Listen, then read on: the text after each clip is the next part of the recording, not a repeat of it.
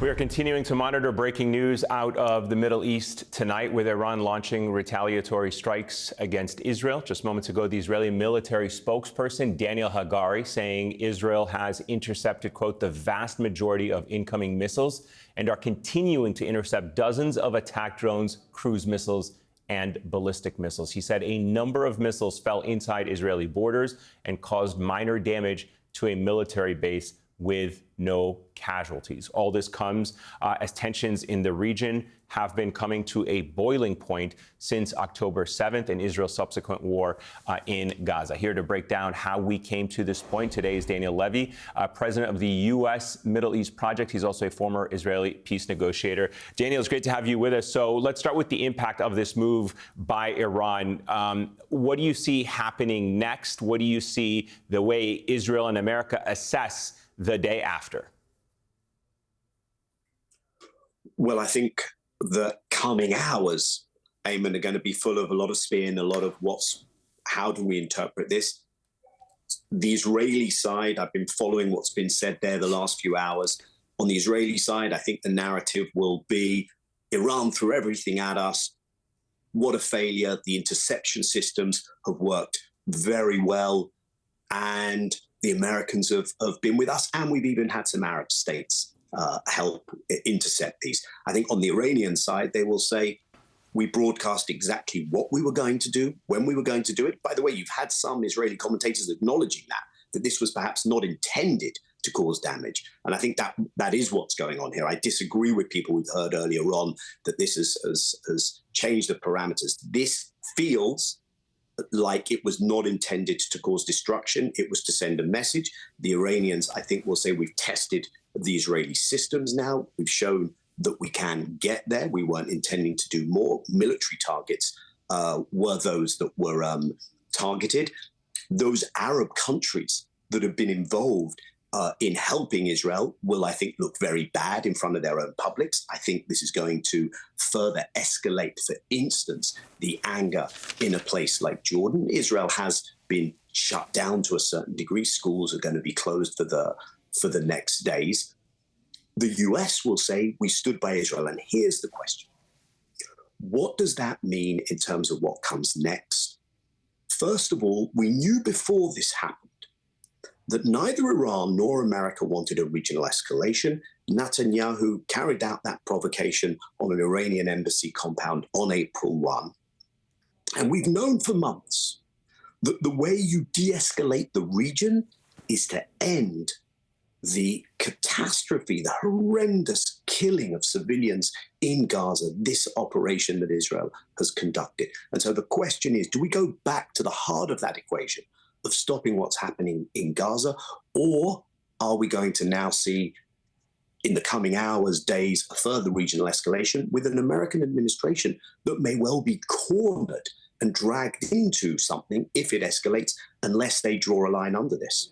Do you think, to go to the heart of the question that you just posed, that the Israeli government, with this particular Prime Minister, Benjamin Netanyahu, expanding the war into Syria, going after these Iranian generals, crossing that threshold, has dragged the United States into this corner and put this Biden administration into a corner where it is always going to publicly defend Israel when it comes to external threats, certainly the Iranian threat, but incapable of getting Israel to stop its war in Gaza? Look, they've already, I think, done tremendous damage to the US globally with its continued support, with the conveyor belt of weapons to Israel through this Gaza catastrophe, 14,000 dead children, catastrophic hunger, the worst the UN has seen since it established a food security system of classification. So that's already happened. But as to the regional conflagration, I don't know whether that was the intention behind the specific targeting. Was it a target of opportunity at that Damascus compound? Netanyahu is still, earlier on this evening, before this happened, people in Israel were out on the streets protesting. I'm not suggesting that they're protesting against what's being done in Gaza, but there is a fault line in Israel over what priority should be accorded to the hostages, whether more should be done to get a ceasefire deal, whether Netanyahu is taking measures that are going to blow back on Israel.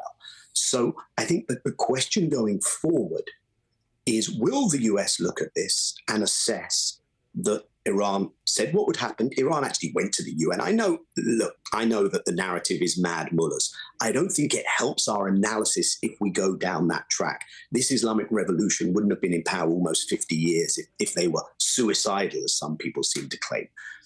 The Iranians went to the UN. They said, we want a condemnation. That didn't come. They then told us what they were going to do. It's quite an unusual thing. And they've now issued a statement which essentially says, we're drawing a line under this. Will the US, whatever they're doing publicly, will the US be saying to Israel, not only do we not want to see a further escalation, and there's been talk on the Israeli side already tonight, will the move be escalatory by Israel in response, or can they keep this within something that does dial it down? So is the response on that front going to dial this up?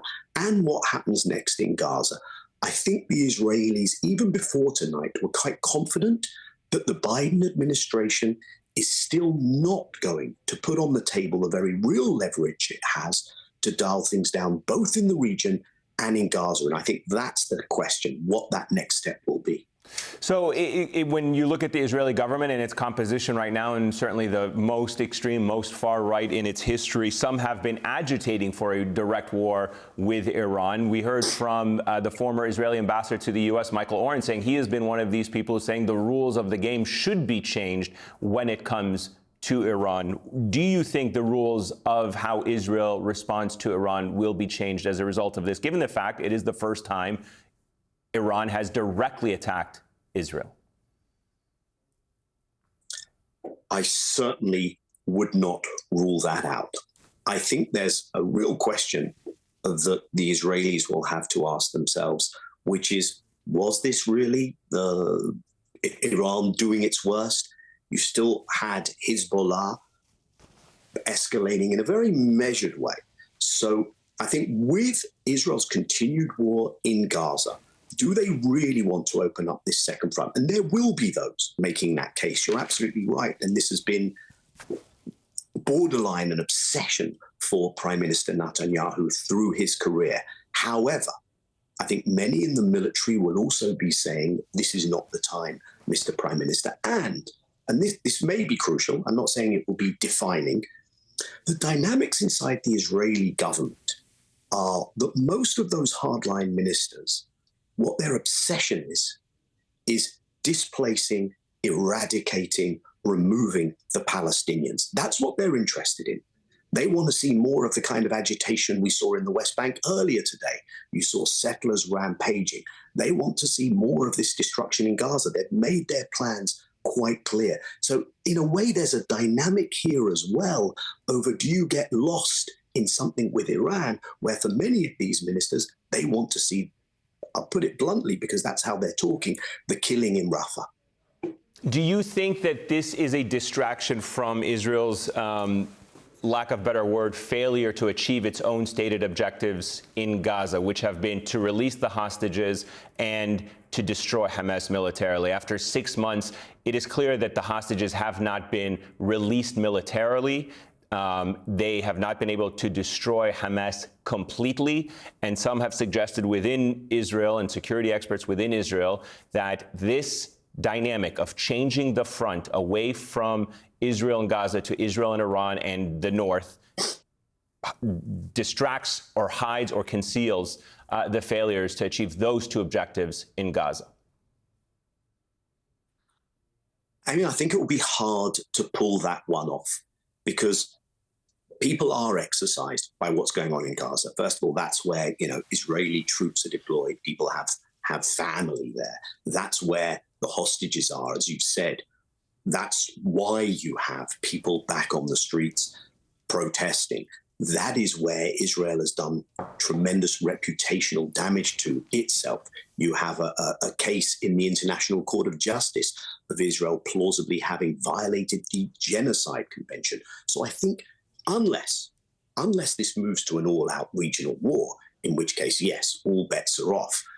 But if it's this tit for tat, if it's just this escalation, then I don't think it will be able to distract from Gaza. And I think there's a very real question to be asked, because as you and others have done, Ayman, we have been looking at 6 months. What's the ledger? What's the cost-benefit calculation? And many in Israel, and I say this surprised me, mainstream commentators have been looking at that 6-month ledger and saying this has not gone well. Rather than total victory, one commentator said this is looking more like total defeat. That may be an exaggeration, but the balance of forces does not look good for Israel. The reputational, moral, legal damage this has done to Israel. So Netanyahu may be looking for a distraction. This may be a very high bar in terms of where he seeks one. Before we go, I do want to ask you about the increasing settler violence against Palestinians in the occupied West Bank and that dynamic that is unfolding there. We saw an Israeli teenager that was found dead, presumably killed by Palestinians, a Palestinian teenager in return killed, presumably by Israeli settlers that are going on these rampages. This is all happening against a very volatile background, only escalated by tonight's attack from Iran. What do you make of the internal dynamic that is taking place, not in Gaza, not on the front with Syria, Lebanon, and Iran, but in the West Bank? Are we reaching a tipping point there with the land confiscation, the settlements, and these attacks? Well, of course, if we'd have been having a conversation before October 7th, we would have been talking about the extent of the provocations in the West Bank. And part of the backdrop to where we are now is whether it's in Jerusalem or the West Bank, the extent to which this Israeli government, in a much more extreme way than its predecessors, but also there's a lot of continuity there, was pushing for further Palestinian displacement, entrenching control, and making life a misery. What we have now, and I spoke to people in the West Bank earlier today when I thought that would be the thing that I'd be focusing on in my thinking today, people tell me it's a boiling point. The security cooperation, and they're saying collaboration between the Palestinian security forces and Israel while this is going on, the amount of anger, hundreds of Palestinians have been killed in the West Bank, thousands arrested. So it's yet another tinderbox, and it's not one that anyone needs, but it's one that we talk about settler extremism. It's important, but it's also important to remember that there's no settler state. The settlers are funded, the land is confiscated, the roads are paved, the infrastructure is delivered by the state of Israel. So there's no settlers without the backing of the state of Israel, and they have that backing. Daniel Levy, thank you so much for your time. I greatly appreciate it, as always.